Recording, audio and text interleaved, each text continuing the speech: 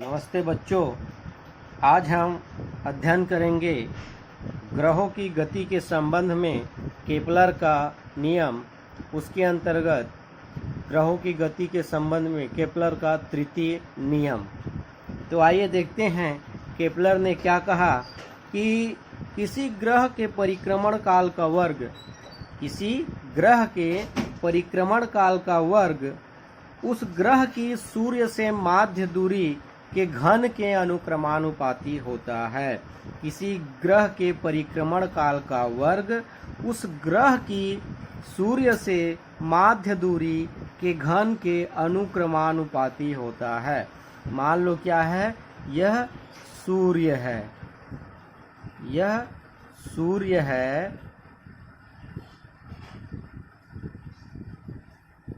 तो अगर कोई ग्रह इसकी परिक्रमा कर रहा है तो मान लो उसका परिक्रमण काल क्या है, t है, और सूर्य से उस ग्रह की दूरी क्या है, r है। तो इस ग्रह का जो परिक्रमण काल t है, सूर्य से इस ग्रह की माध्य दूरी के घन के अनुक्रमानुपाती होता है। यदि किसी ग्रह का परिक्रमण काल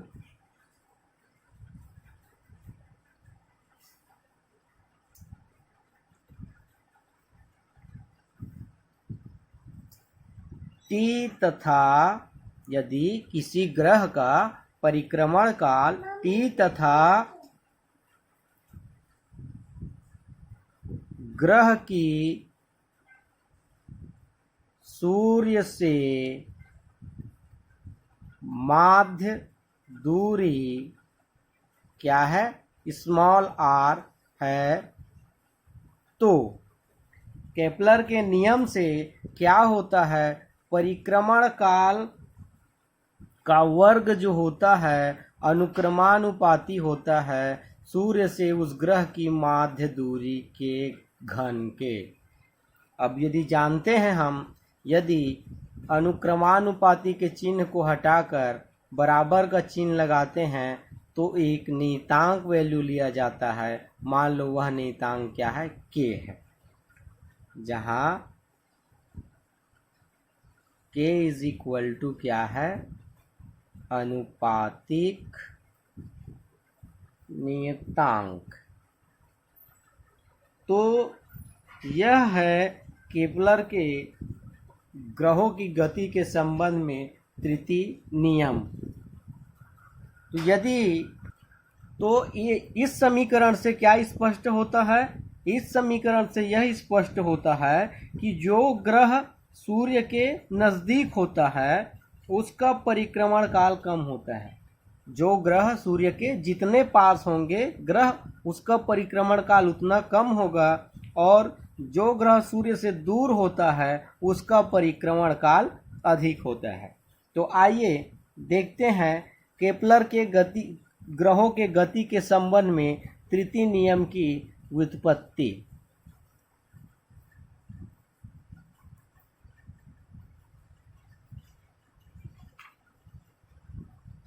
मान लो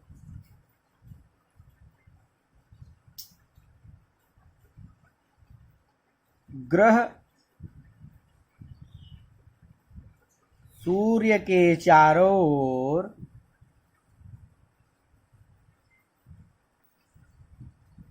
वृत्तीय कक्ष में परिक्रमा करता है। यह मैंने मान लिया कि जो ग्रह है वह सूर्य के चारों ओर वृत्तीय कक्ष में परिक्रमा करता है। अब यदि मान लो पुनः माना m द्रव्यमान का कोई ग्रह सूर्य के चारों ओर r त्रिज्या के वृत्त वृत्तीय मार्ग में परिक्रमा कर रहा है। मान लो ये सूर्य है और इस सूर्य से r दूरी पर एक ग्रह है जिसका द्रव्यमान क्या है, m है। तब ये m द्रव्यमान का ग्रह सूर्य के चारों ओर इस r त्रिज्या के वृत्तीय मार्ग में क्या कर रहा है, परिक्रमा कर रहा है। सूर्य से r दूरी पर क्या है, m द्रव्यमान का कोई ग्रह है, तो यह m द्रव्यमान का ग्रह सूर्य के चारों ओर इस r त्रिज्या के वृत्तीय मार्ग पर परिक्रमा कर रहा है। अब यदि सूर्य का द्रव्यमान क्या हो, कैपिटल M है, तो सूर्य द्वारा ग्रह पर आरोपित बल न्यूटन के सार्वत्रिक गुरुत्वाकर्षण नियम से क्या हो जाएगा, F is equal to G capital M small m upon दूरी का स्क्वायर अर्थात r का स्क्वायर। ये हो गया समीकरण 1। अब यह जो गुरुत्वीय बल लग रहा है सूर्य के द्वारा ग्रह पर, यही गुरुत्वीय बल क्या करता है, ग्रह को वृत्तीय मार्ग में परिक्रमा करने के लिए अभिकेंद्र बल प्रदान करता है। यह बल ग्रह को वृत्तीय मार्ग में परिक्रमा के लिए अभिकेंद्र बल प्रदान करता है। ठीक है, F is equal to G M upon R square.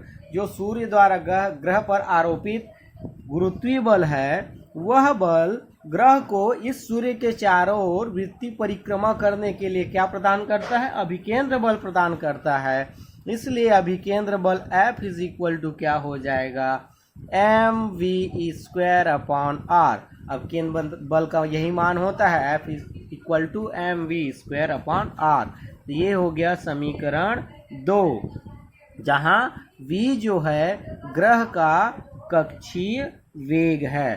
तो समीकरण 1 व 2 से दोनों इक्वेशन जो हैं बल के इक्वल हैं, इसलिए ये समीकरण 1 और 2 से ये दोनों भी आपस में क्या हो जाएंगे, इक्वल हो जाएंगे। इसलिए mv का square upon r is equal to g capital M small m upon r का स्क्वायर। एक r से एक r क्या हो जाएगा, कट जाएगा, और स्मॉल m से स्मॉल m कट जाएगा। क्या बचेगा, v square is equal to g capital M upon r। v square equal to g m upon r। यह है हमारा समीकरण नंबर 3। क्या हुआ गया, समीकरण नंबर 3। आइए देखते हैं। हम जानते हैं जो v इज इक्वल टू होता है, किंतु v इज इक्वल टू क्या होता है, omega r। v is equal to क्या होता है, ओमेगा r।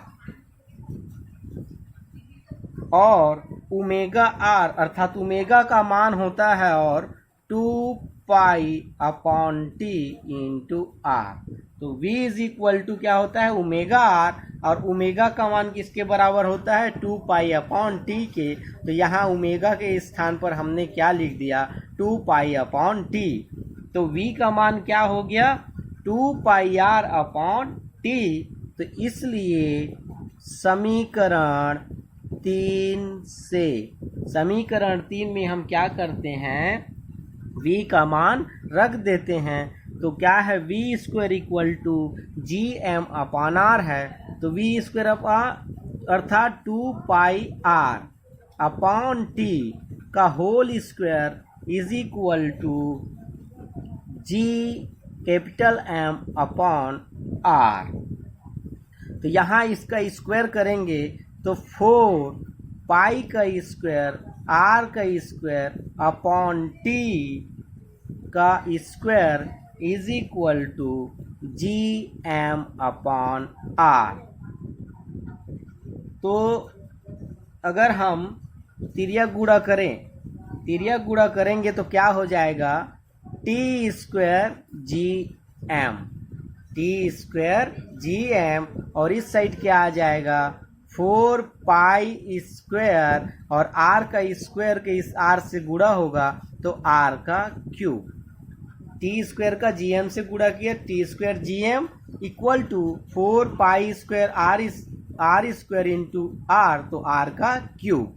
जी एम को इधर पक्षांतर करेंगे तो G square is equal to G M T square is equal to G M जो है टी स्क्वायर के साथ गुणा है, जी एम का यहाँ टी स्क्वायर के साथ गुणा हुआ है तो वो दूसरी तरफ जाके क्या हो जाएगा, भाग हो जाएगा।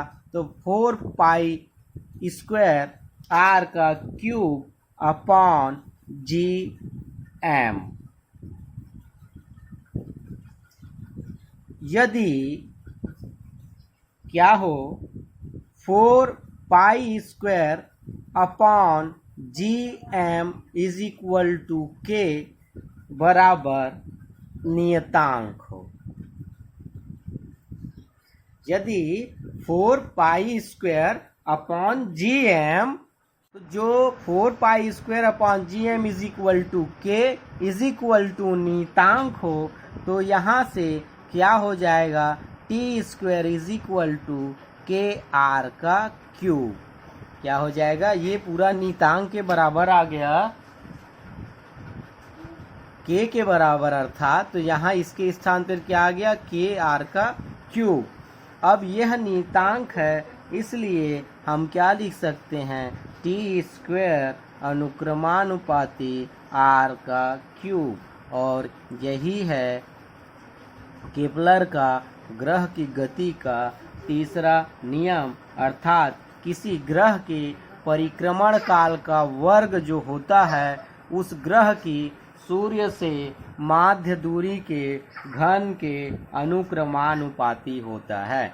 यह है केपलर का ग्रहों की गति के संबंध में तृतीय नियम। धन्यवाद।